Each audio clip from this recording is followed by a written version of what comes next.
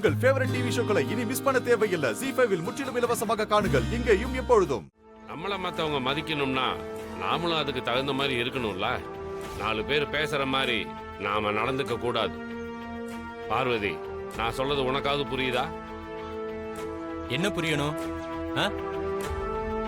அவனுங்க ஏதோ பழைய கோபத்தை மனசுல வச்சுட்டு பேசிட்டு இருக்கானுங்க. அதையெல்லாம் ஒரு விஷயமா எடுத்துக்க முடியாது. தேவையில்லாம நீங்களும் பேசிட்டு இருக்காதீங்க. ஏய் வா. இல்லங்க. என்ன பார்வதி, இவரு இப்படி இருக்காரு? 4 பேர் அசிங்கமா பேசுறாங்கன்னு கொஞ்சமாவது ரோஷம் இருக்க வேணா?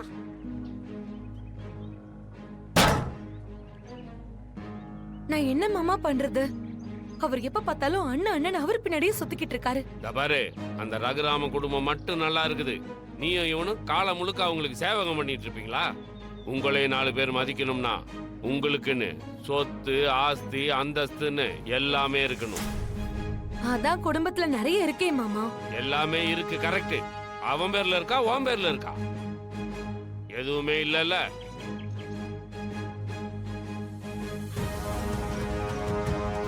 பார்வதி, நான் சொல்றத நல்லா கேட்டுக்க. உனக்குன்னு ஒரு பையன் இருக்கான். அவனோட ஃபியூச்சரை கொஞ்சம் யோசிச்சு பாரு.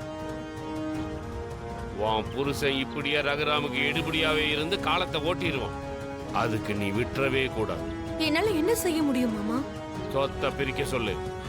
உன் புருஷனுக்குன்னு சேர வேண்டியத கேட்டு வாங்கிக்க.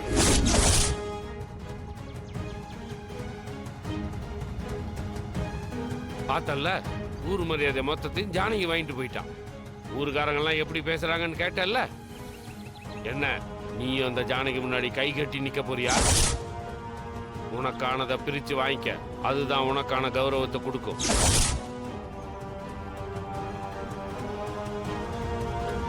ஏய் பார்வதி, வா போலாம். சரி மாமா, நான் வரேன். நான் சொன்னதை மறந்துடாத. அதுக்கான வேலையை பாரு. சரிங்க மாமா.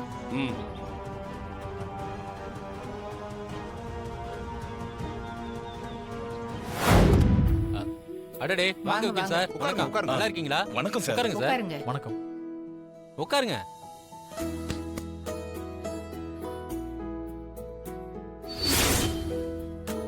அப்புறம் என்ன விஷயமா வந்திருக்கீங்க?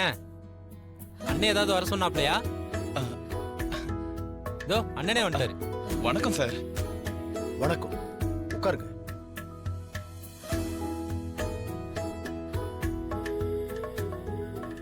என்ன திடீர்னு வந்திருக்கீங்க?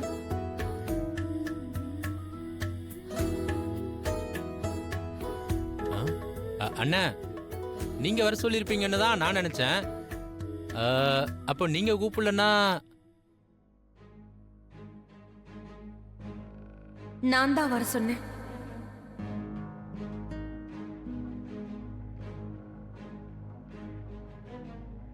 நீ வர சொன்னியா?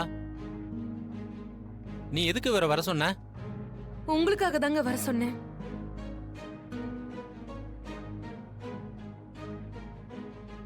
இந்த வீட்டுல உங்க மரியாதையும் கௌரவத்தையும் காப்பாத்துறதுக்காக தான் இவரை நான் வர சொன்னேன்.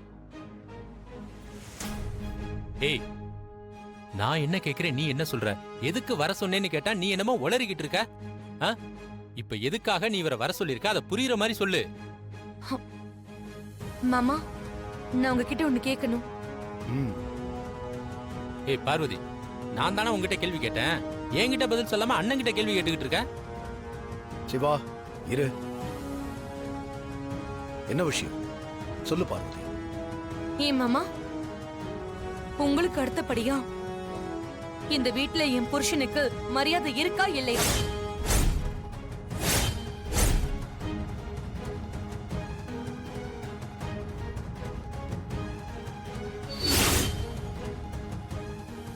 என்ன புதுசா என்னென்னமோ கேக்குற? பார்வதி, உன் மனசுல ஏதாவது இருந்தா எல்லார்கிட்டயும் நீ பேசிருக்கலாம்ல. அத நான் மாமா கிட்டயே பேசிக்கிறேன். மாமா, அவருக்கு பேரு மரியாதை எல்லாம் கிடைக்கணும்னு ஒரு பொண்டாட்டியா நான் எதிர்பார்க்கறது தப்பு இல்ல தானே மாமா?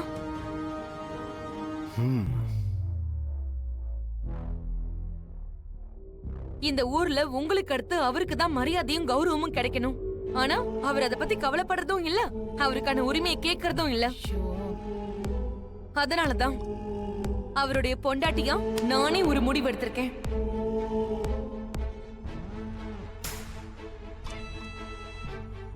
என்ன முடிவு எடுத்திருக்க? அவருக்கும் எல்லாரும் முன்னாடியும் மதிப்பு மரியாதை எல்லாம் வரணும்னா அவருக்குன்னு ஒரு ஆஸ்தி இருக்கணும். அதுக்கு ஒரே வழி நம்ம குடும்பத்தோட சொத்தை பிரிக்கணும்.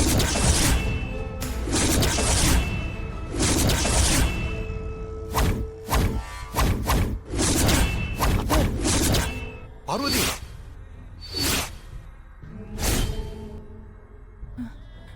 ஏய், என்னடி பேசுற? ஆமா அத்தை, அவருக்கு சேர வேண்டிய சொத்தை பிரிச்சு கொடுத்துருங்க.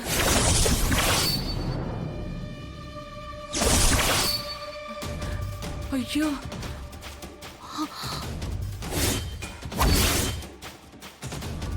ஏய் என்னடி பேசிட்டு இருக்க நீ? ஆ? அண்ணன் இங்க உட்கார்ந்துட்டு இருக்காரு, அவர் முன்னாடியே சொத்தை பிரிச்சு கேப்பியா நீ? ஆ? அவ்வளவு தைரியம் வந்துருச்சா உனக்கு? உன்ன டேய், ஐயோ, சிவா, இந்த பாரு, என்ன நினைச்சிட்டு இருக்க நீ? ஆ? ஏங்க, நான் உங்களுக்காக தாங்க பேசிட்டு இருக்கேன். ஏய் நான் உன்கிட்ட கேட்டனா? ஆ? உன்கிட்ட எனக்கு மரியாதை, கௌரவம், அந்தஸ்து இதெல்லாம் வேணும்னு உன்கிட்ட கேட்டனா? ஏய், என் அண்ணனுக்கு நான் தம்பியா இருக்கிறது எனக்கு பெரிய மரியாதை தாண்டி.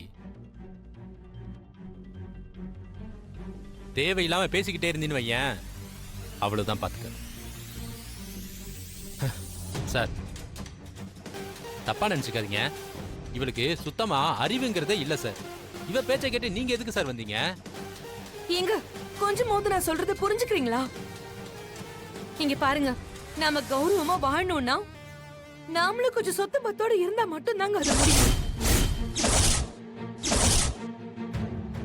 மொத்த சொத்துக்கான பவரும் மாமா பேர்ல தானே இருக்கு.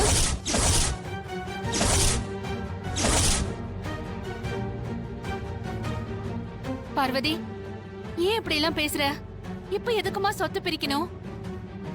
சிவாவுக்கான மரியாதைய அவரும் சரி, இந்த வீட்ல இருக்கிற எல்லாரும் சரி கொடுத்துட்டு தானமா இருக்கோம். அண்ணி, நீங்க என்ன அண்ணி, நீங்க அவகிட்ட போய் பேசிக்கிட்டு? இவெல்லாம் ஒரு ஆளுன்னு இவளை மதிச்சு நீங்க பேசிக்கிட்டு இருக்கீங்க. இத பாருங்க, நீங்க தயவு செஞ்சு பேசாதீங்க.